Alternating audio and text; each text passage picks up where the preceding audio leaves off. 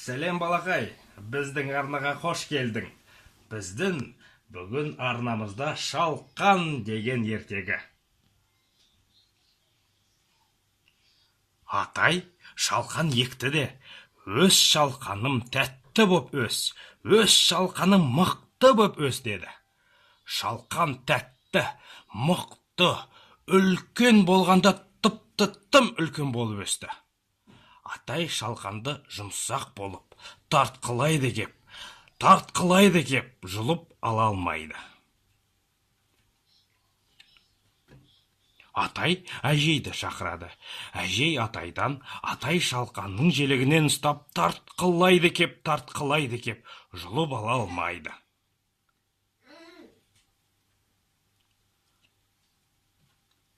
Әжей немересін шақырады. Немересі әжесінен, әжесі атайдан, атасы шалқанның желегінен ұстап, тартқылайды кеп, жұлып ала алмайды. Сонда немересі күшігін шақырады. Күшігі немере қыздан, немересі әжейден, әжей атайдан, атасы шалқанның желегінен ұстап, тартқылайды кеп, жұлып ала алмайды. Содан соң күшік мысығын шақырады.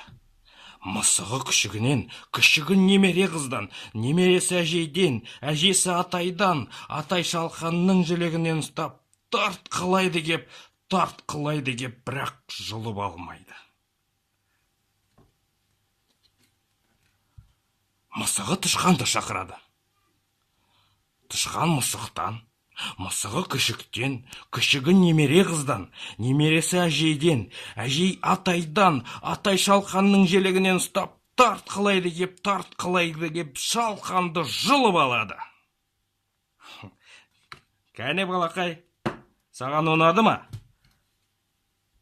Ұнаса біздің арнамызға жазылды.